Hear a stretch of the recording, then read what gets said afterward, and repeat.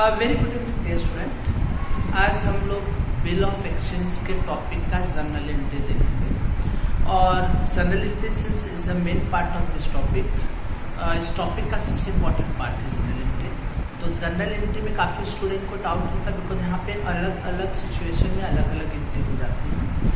तो journal entry जब भी आपको क्वेश्चन पूछा जाता है तो either in the books of drawer और in the books of drawer. Journal entry जब भी आपको कहा जाएगा तो pass journal entry in the books of drawer और pass journal entry in the books of drawer. ठीक है, बाद में आपको लेजर अकाउंट बनाना होता है। ठीक है, या तो ड्रॉअर का लेजर अकाउंट बनाना होगा इन द बुक्स ऑफ ड्रॉइंग और ड्रॉइंग का लेजर अकाउंट बनाना होगा इन द बुक्स ऑफ ड्रॉअर। ठीक है, अच्छा जर्नल एंट्री तो बहुत सारी है स्टूडेंट, ठीक है, लेकिन उसको लर्न करने का एक ट्रिक है। ठीक है, वो ट्रिक भी हम नेक्स्ट वीडियो में कराएंगे। ठीक है, इस वीडियो में हम लोग जर्नल एंट्री देखते हैं मैक्सिमम और उसके बाद अगले वीडियो में हम इसकी ट्रिक देखेंगे। ठीक है, ये जर्नल एंट्री को मेमोराइज कैसे किया जा सके, लर्न कैसे किया जा सके। ठीक है, मैं बता दूं तो ये चैप्टर दो पार्ट में डिवाइड हो गया। एक पार्ट में प्रोफॉर्मा आ गया, दूसरे पार्ट में जर्नल एंट्री आ गया और दोनों ही पार्ट एग्जाम के लिए इम्पोर्टेंट है। प्रोफॉर्मा एग्जाम में आता ही आता है 5 मार्क्स के लिए और जनरल एंट्री आपको कम से कम 10 मार्क्स के लिए पूछा ही जाता है। ठीक है, तो दोनों पार्ट इज वेरी इंपॉर्टेंट। तो हम लोग ने प्रोफॉर्मा वाला पार्ट देख लिया, थ्योरेटिकल पार्ट देख लिया। लास्ट वाले वीडियो में मैंने आपको बताया था अरे ठीक है ट्रीटमेंट्स ऑफ द बिल। ठीक है, अब इस वीडियो में हम जनरल एंट्री देखेंगे। ठीक है, तो जनरल एंट्री के स्टेप्स होते हैं स्टूडेंट। ठीक है, वो स्टेप्स पहले मैं आपको बताना चाहूंगा। तो पहला स्टेप्स हो गया पास journal entry for purchase and sale. ठीक है, तो परचेज की एंट्री आती है in the books of drawing और सेल की एंट्री आती है in the books of drawer. Sale की एंट्री ड्रॉअर के बुक में इसलिए आएगी बिकॉज ड्रॉअर इज सेलर और परचेज की एंट्री ड्रॉइंग के बुक में आती है बिकॉज ड्रॉअर इज बायर। ठीक है, अच्छा परचेज एंड सेल हो गया। It is a purchase and sale on credit basis, ध्यान में रखिएगा। ठीक है, bill of exchange is a result of credit transaction. Credit transaction हुआ इसलिए बिल ऑफ एक्सचेंज बना। ठीक है, तो दे बोथ आर क्रेडिट। ठीक है, उसके बाद क्या आता है, ठीक है, ड्रॉ अ बिल, एक बिल बनेगा। यस, ठीक है, बिल की एंट्री आएगी। बिल के बाद ट्रीटमेंट होगा। ट्रीटमेंट जैसे मैंने लास्ट वीडियो में आपको एक्सप्लेन किया था, या तो बिल रिटेन रहेगा, या तो बिल डिस्काउंट होगा, या तो एंडोर्स होगा, या तो send to bank for collection. तो चारों में से एक ही ट्रीटमेंट होगा। अब ट्रीटमेंट के बाद क्या होता है स्टूडेंट, या तो बिल ऑनर होता है या तो बिल डिसऑनर होता है। तो ड्यू डेट पे अगर ऑनर हो गया तो ठीक है, बट डिसऑनर हो गया तो दो बात होगी। ठीक है, अगर बिल डिसऑनर हो गया तो दो बात होगी। ठीक है, अब बिल डिसऑनर हो गया तो दो बात कैसे होगी। ठीक है, एक तो ये बात होगी drawer can take legal action against drawing, drawer legally action ले सकता है ड्रॉइंग के अगेंस्ट में। और दूसरी बात ये होगी दे म्यूचुअली कंसर्न, ये होगा कि दोनों आपस में बैठकर डिसाइड करेंगे कि हमें बिल को रिन्यू कर देना है। ठीक है, तो इसके बाद का नेक्स्ट स्टेप हो जाता है रिन्यूअल डियर स्टूडेंट। ठीक है, तो पहला पार्ट हो गया purchase and sale, second part हो गया बिल का, थर्ड पार्ट हो गया ट्रीटमेंट एंड देन रिन्यूअल। तो रिन्यूअल में हम लोग 4 एंट्री पास करते हैं, हमेशा ध्यान में रखना डियर स्टूडेंट। 4 एंट्री में पहली एंट्री कैंसिलेशन की आ जाती है, सेकंड एंट्री इंटरेस्ट चार्ज की आ जाती है और थर्ड एंट्री पार्ट पेमेंट की and fourth entry new bill drawn की आ जाती है। ठीक है, अब उसके बाद फिफ्थ वाली एंट्री क्या होगी, फिफ्थ वाली एंट्री में या तो बिल ऑनर होगा डियर स्टूडेंट। ठीक है, या तो बिल ऑनर होगा, या तो समटाइम बिल डिसऑनर भी होगा, या तो बिल रिटायर्ड हो जाएगा। ठीक है, that is called retirement of the bill. ठीक है, और या तो पार्टी इंसॉल्वेंट हो जाएगी, दैट इज कॉल्ड इंसॉल्वेंसी। ठीक है, तो ये सारे स्टेप में अलग अलग एंट्री होती है। ऑनर हुआ तो अलग एंट्री आएगी, डिसऑनर हुआ तो अलग एंट्री आएगी, रिटायरमेंट हुआ तो अलग एंट्री, इंसॉल्वेंसी हुआ तो अलग एंट्री। ठीक है, तो ये स्टेप में एंट्री आती है। First purchase and sale, then bill, then treatments, then renewal. Start करेंगे से तो हम लोग अपने टॉपिक पे आ जाते हैं। ठीक है, अब general entry books of drawer. ठीक है, तो ड्रॉअर की बुक में सबसे पहली एंट्री आती है सेल की देशमेंट। यस, ठीक है, तो सेल की एंट्री अरे ठीक है simply drawing account debit to sale account. ठीक है, ड्रॉइंग अकाउंट डेबिट अरे ठीक है टू सेल अकाउंट। ध्यान में रखिए, ठीक है, ये आपकी एंट्रीज हो गई, ये अमाउंट हो गया डेबिट क्रेडिट, नरेशन मत करें be goods sold on credit. ठीक है, ये नरेशन आपने लिखा। यस, ठीक है, अब एक चीज आप ध्यान में रखिए, ड्रॉइंग को डेबिट क्यों किया गया, because drawing become a debtor of drawer. यहाँ पे ड्रॉइंग ने क्रेडिट एक्सेप्ट किया है, ड्रॉइंग ने क्रेडिट पे गुड्स खरीदा है, तो ड्रॉइंग बिकम ए डेटर, कर्जदार हो गया ड्रॉइंग। और किसका कर्जदार हो गया, ड्रॉअर का। And drawing is a debtor, तो डेटर को हमेशा डेबिट में लिखते हैं। तो drawing account debit because drawing become receiver और गुड्स इज गोस आउट, तो गुड्स की जगह पे वी कैन राइट सेल, तो ड्रॉइंग अकाउंट डेबिट उस सेल अकाउंट। अब इसकी रिवर्स एंट्री आ जाती है ड्रॉइंग के बुक में, तो ड्रॉइंग के बुक में पहली एंट्री आती है परचेस की, बिकॉज ड्रॉइंग बायर है, ड्रॉइंग ने परचेस किया क्रेडिट पे कुछ, तो ड्रॉइंग ने जो परचेस किया तो उसकी एंट्री आती है purchased account. Debit instead of goods we can write purchased, ठीक है। यस टू इससे परचेस किया टू ड्रॉअर, तो ड्रॉअर अकाउंट स्टार्ट करें ना, अमाउंट डेबिट और क्रेडिट। नरेशन यहाँ पे वही आएगा, being goods purchased, being goods purchased on credit, credit पे गुड्स खरीदा है, स्टार्ट किया ना। Just keep in mind that यहाँ पे परचेस को डेबिट इसलिए किया because goods is comes in, goods आया, और ड्रॉअर को क्रेडिट इसलिए किया because drawer become a creditor of drawing. जैसे ड्रॉइंग डेटर हो गया ड्रॉअर का, वैसे ही अरे ठीक है ड्रॉअर ड्रॉइंग का क्रेडिटर हो गया, स्टार्ट करना से। तो यहाँ पे जनरली पहले मैंने बताया था drawing that means debtor, debtor drawing होता है, क्रेडिटर ड्रॉअर होता है, just always keep in mind. तो यहाँ पे drawing account debit to sale account, यहाँ पे purchase account debit to drawer account के पहले एंट्री आ गई परचेज और सेल की, ठीक है। दूसरी एंट्री बनती है बिल। देखो कभी भी बिल ड्रॉन की एंट्री नहीं आती है, बिल ड्रॉन की एंट्री नहीं आती है। बिल ड्रॉ हो गया तो बिल को मैंने क्या कहा ना, it is called draft. Bill बन गया तो दैट इज कॉल्ड ड्राफ्ट। अब वो बिल ड्रॉई के पास एक्सेप्ट होने के लिए जाता है। Once drawee accept the bill that draft is called bill, ठीक है। एक बार वो बिल वो ड्राफ्ट ड्रॉई ने एक्सेप्ट कर दिया तो उससे हम कहेंगे बिल, स्टार्ट करना से। तो यहाँ पे सेकंड एंट्री आ गई बिल। अब वो ठीक है, ड्रॉई ने जैसे बिल को एक्सेप्ट किया, ड्राफ्ट को एक्सेप्ट किया, वैसे वो बिल हो गया। अब वो बिल ड्रॉई क्या करेगा, ड्रॉअर को दे देगा, तो ड्रॉअर बिकम रिसीवर। तो drawer account debit, drawer account debit to bill payable account. अरे ठीक है, bill payable account, is that clear? Bill payable account, ये अमाउंट वी कनेक्ट डेबिट और credit. Narration be, bill accepted and transfer, ठीक है। Bill को accept किया और ट्रांसफर कर दिया टू दी ड्रॉअर। क्यों ड्रॉअर को ट्रांसफर किया? क्योंकि वो बिल ड्रॉअर के पास ही जाएगा। ड्रॉअर बिकम रिसीवर, इसलिए ड्रॉअर अकाउंट डेबिट, और बिल इज गोज आउट तो that is called bill payable account credit, ठीक है। जस्ट ऑलवेज बिल के लिए बिल रिसीवेबल होगा ड्रॉई के बुक में और पेबल होगा ड्रॉअर के बुक में। इसके पीछे लॉजिक क्या है? बिकॉज ड्रॉअर को हमेशा वो बिल रिसीव्ड होगा, ड्रॉअर को वो बिल का पैसा आज नहीं तो कल मिलेगा, तो इसलिए ड्रॉअर के लिए वो बिल रिसीवेबल होता है। अरे ठीक है, और ड्रॉई को वो बिल आज नहीं तो कल पे करना पड़ेगा, कभी भी इन फ्यूचर डेट पे पे करना पड़ेगा, तो for drawing this bill payable. तो ड्रॉई के लिए वो बिल पेबल इसलिए होता है बिकॉज ड्रॉई को पेमेंट करना पड़ेगा, और ड्रॉअर के लिए वो बिल रिसीवेबल इसलिए होता है बिकॉज ड्रॉई को बिल रिसीव होगा, आपको पैसा बाद में मिलेगा, ठीक है।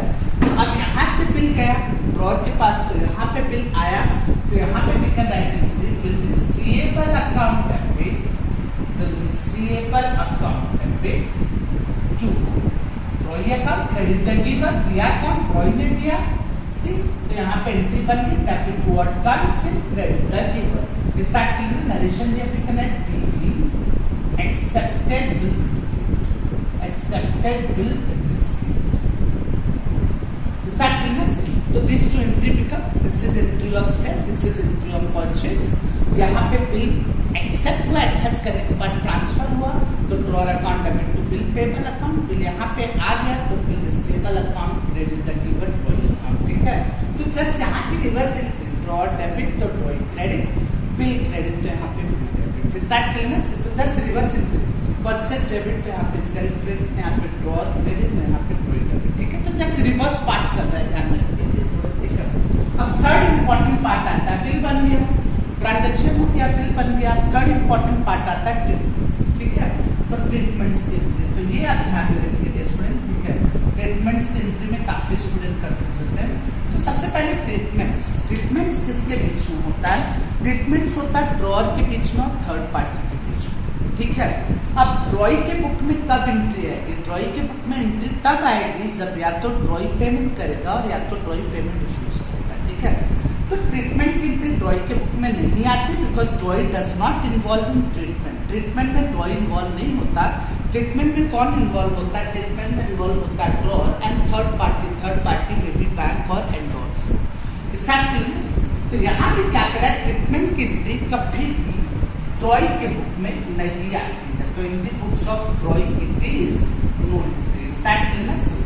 ड्रॉई के बुक में नो एंट्री, बिकॉज ट्रीटमेंट्स में ड्रॉई इन्वॉल्व नहीं होता। ट्रीटमेंट किसके बीच में होता है? ड्रॉर और थर्ड पार्टी के बीच में। तो ड्रॉर के बुक में एंट्री आएगी और थर्ड पार्टी के बुक में एंट्री आएगी, ड्रॉई के बुक में नो एंट्री। तो पहला ट्रीटमेंट कौन सा होता है? पहला ट्रीटमेंट आपको बताया था रिटेन बिल। रिटेन बिल का मतलब क्या हुआ? बिल ड्रॉर के पास है और ड्रॉर के पास ही रहेगा, कब तक? ड्यू डेट तक रहेगा। तो बिल अभी किसके पास है? बिल अभी भी ड्रॉर के पास है और ड्रॉर के पास ही रहेगा, कब तक रहेगा? ड्यू डेट तक। तो रिटेन बिल में नो एंट्री। रिटेन बिल का मतलब क्या हुआ? एंट्री कब आती है? जब आपके अकाउंट में कुछ आया या कुछ गया। बट यहाँ तो बिल आपके पास पहले से है, वो आपके पास ही रहेगा। तो अगर रिटेन बिल हुआ तो नो एंट्री। कभी भी रिटेन बिल की एंट्री नहीं आती है, ठीक है, बिकॉज बिल ड्रॉर के पास ही है, ठीक है। तो ना कुछ आया ना कुछ गया, दैट्स व्हाई नो एंट्री, ठीक है, in the books of drawer, ठीक है। उसके बाद बी क्या आता है? Discounted bill. It is called discounted bill. Discounted bill, bill discount हुआ, स्टार्ट टिल। तो बिल डिस्काउंट हुआ। बिल डिस्काउंट होने का मतलब बिल हमने बैंक को बेच दिया और बैंक ने थोड़ा चार्ज कट करके बाकी पैसा ड्रॉर को दे दिया, ठीक है। तो वो पैसा, ठीक है, कभी कभी बैंक क्या करती है, वो पैसा अकाउंट में ट्रांसफर कर देती है और कभी कभी ड्रॉर को कैश में दे देती है, ठीक है। तो बिल अगर बिक गया तो कैश और बैंक अकाउंट डेबिट, क्योंकि पैसा आया, कैश और बैंक अकाउंट डेबिट, पैसा आया।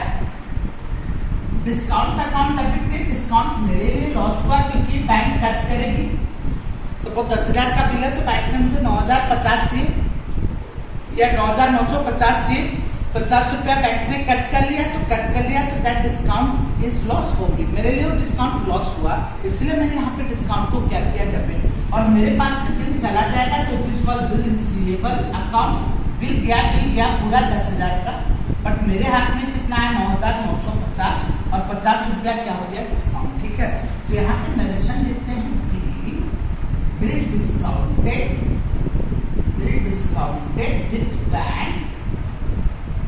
विथ बैंक एट 10% जो भी है, जो भी रेट ऑफ इंटरेस्ट आपको, ठीक है। तो सडनली ट्रीटमेंट्स में रिटेन बिल हुआ, नो एंट्री, क्योंकि बिल ड्रॉर के पास है, ना कुछ आया ना कुछ गया, that's why no entry. Retain कभी भी ट्रीटमेंट की एंट्री ड्रॉई के बुक में नहीं आएगी, because ड्रॉई does not directly involve in the treatment. ड्रॉई involve नहीं है ट्रीटमेंट में। डिस्काउंट का मतलब बिल ड्रॉर ने क्या किया? बैंक को बेच दिया, बट बैंक पूरा पैसा ड्रॉर को वापस नहीं करेगी। यस, ठीक है, it is called bankers discount. Bankers discount bank deduct कर लेगी। जैसे 10,000 का बिल था तो बैंक आपको 9,950 रुपए देगी, बाकी का 50 रुपए bank as a discount, as a interest cut कर लेगी। तो कैश और बैंक कितना आया? 9,950। डिस्काउंट कितना हुआ? 50। जो बिल रिसीवेबल बिल कितने का गया? 10,000। तो this is called entry of, ठीक है, डिस्काउंट। यस, ठीक है, ट्रीटमेंट में ए और बी पार्ट हो गया, सी और डी पार्ट देखते हैं, that is endorsement of the bill and bill is send to bank for collection. Start करें ना सी। तो यहाँ पे हम लोग ये देखते हैं,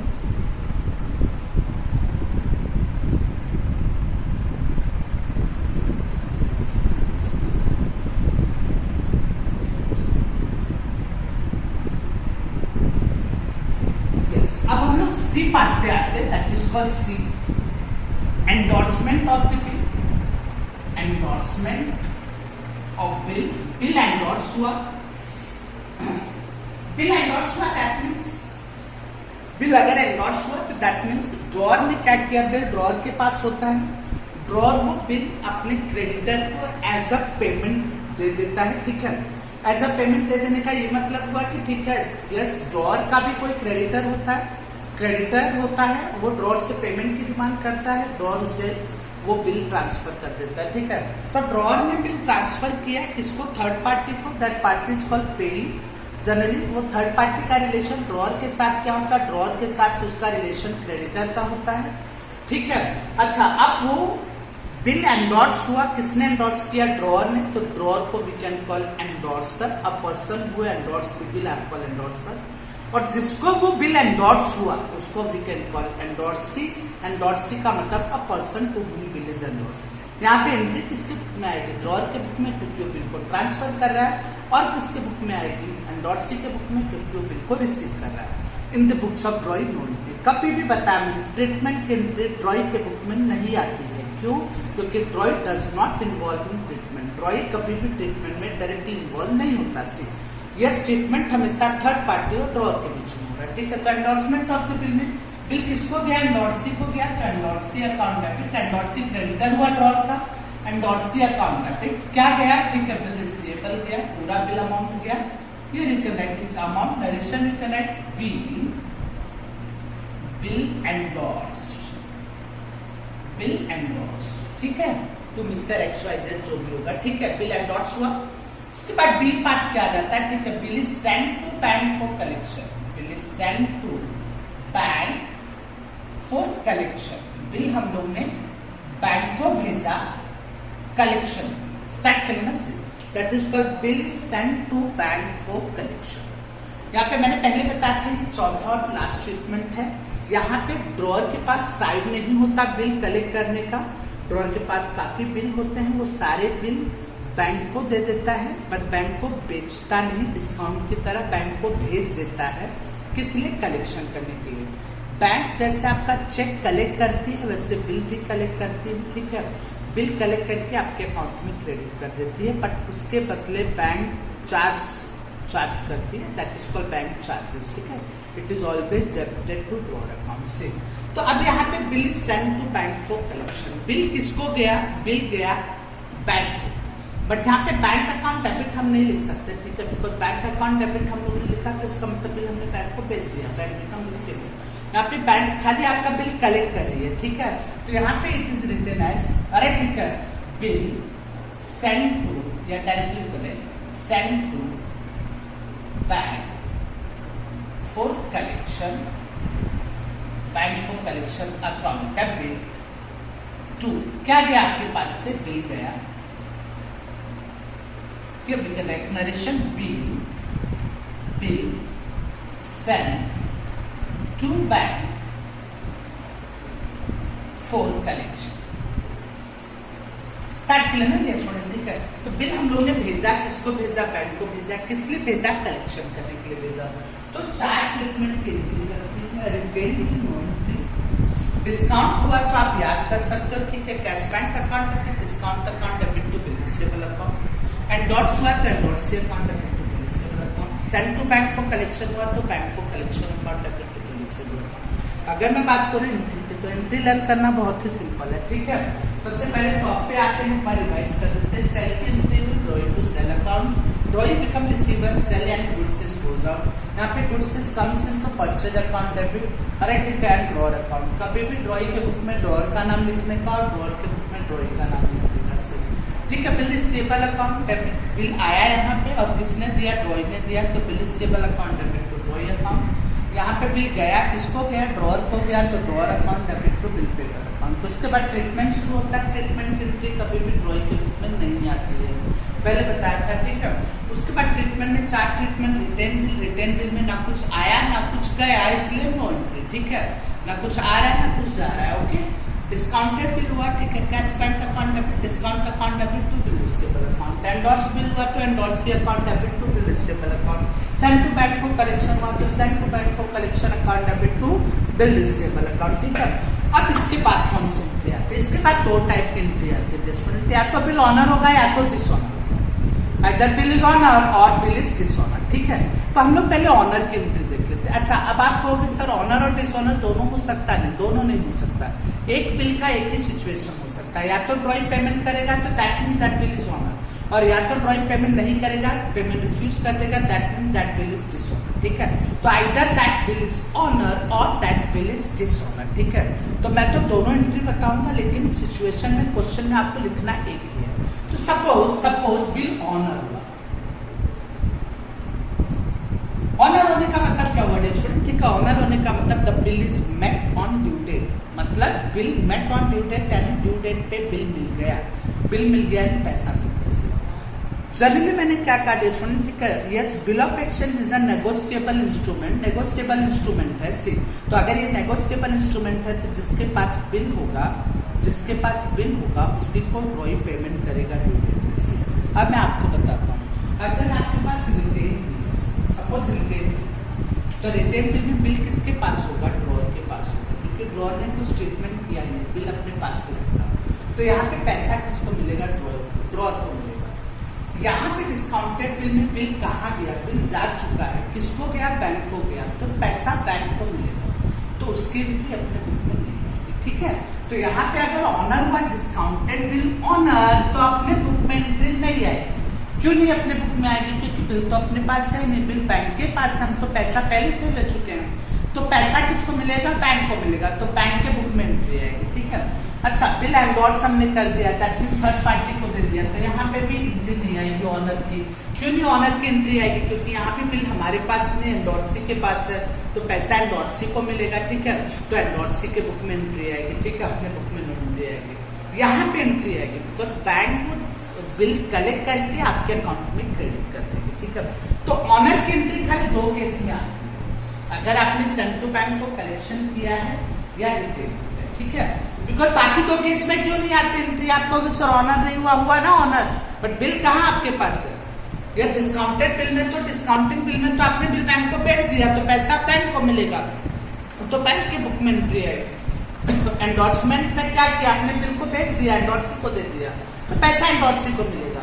आपके बुक में एंट्री कब आएगी ऑनर की? जब या तो बिल सेंड टू बैंक को कलेक्शन हो और या तो बिल रिटेन हो। ठीक है, तो अगर रिटेन है, रिटेन बिल ऑनर, तो क्या एंट्री आती है? That is called retain bill honour. Retain bill honour, retain bill honour हुआ तो आपको क्या मिलेगा? आपको मिलेगा कैश और बैंक, पैसा मिलेगा, पैसा मिल गया, ड्रॉइंग ने पेमेंट कर दिया ड्यू डेट पे। ऑनर का मतलब क्या हुआ? Drawing made the payment on due date, तो कैश बैंक अकाउंट डेबिट, और क्या जाएगा आपके पास से? बिल गया ड्रॉइंग के पास, तो बिल, ठीक है, रिटेन बिल ऑनर, आपका रिटेन बिल ऑनर स्टार्ट कर लीजिए। एक रिटेन बिल ऑनर हो, या तो send to bank for collection bill honour होगा, send to bank for collection.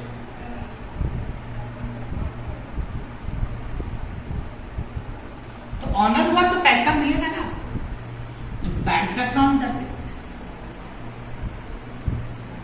पैसा मिला, बैंक ने कलेक्ट किया और आपके अकाउंट में क्रेडिट कर दिया, आपका बैंक बैलेंस बढ़ गया, इसलिए बैंक को डेबिट किया। ठीक है, ओके। सेकंड थिंग, अब यहाँ पे आप ये नहीं लिख सकते टू बिल रिसीवेबल, क्योंकि बिल तो पहले आपने भेज दिया बैंक को, तो वो बिल की जगह पे हम लिखते हैं to bank for collection narration bill, bill send to bank for collection honour. ठीक है, तो दो ही केस में ऑनर की एंट्री बनी, एक तो रिटेन बिल, दूसरा send to bank for collection. आपको अगर से 4 ट्रीटमेंट हुआ था, 2 केस में क्यों ऑनर की एंट्री आई? क्योंकि यही 2 केस में ड्रॉर को पैसा मिलेगा, बाकी 2 केस में तो एक केस में बैंक को पैसा मिलेगा, दूसरे केस में एंडोर्सी को, तो ड्रॉर को नहीं मिला, इसलिए ड्रॉर के बट यस, ठीक है, ड्रॉइंग ट्रीटमेंट मैटर नहीं करता ड्रॉइंग के बुक में, ट्रीटमेंट में ड्रॉइंग इन्वॉल्व नहीं है, तो ट्रीटमेंट की एंट्री ड्रॉइंग के बुक में चेंज नहीं होगी, या ट्रीटमेंट के कारण ऑनर की एंट्री ड्रॉइंग के बुक में नहीं चेंज होगी। ड्रॉइंग के बुक में ऑनर की एक सिंपल एंट्री आती है, यस, ठीक है, बैंक आएगा तो बिल देगा ड्रॉइंग को और पैसा लेके जाएगा, एंडोर्सी आएगा, बिल देगा ड्रॉइंग को, पैसा लेके जाएगा, ड्रॉअर आएगा, बिल देगा ड्रॉइंग को, पैसा लेके जाएगा, बैंक फॉर कलेक्शन में बैंक कलेक्ट करने के लिए आएगी तो पैसा लेके जाएगी और बिल लेके जाएगी। तो फाइनली ऑनर की एंट्री में बिल पेबल, बिल आता है ड्रॉअर के पास और उसके बदले जाता क्या है उसके पास से? कैश और बैंक, या तो पेमेंट से चेक पेमेंट से करेगा या तो कैश में करेगा। तो ये ऑनर की एक स्टैंडर्ड और सिंपल एंट्री। तो बिल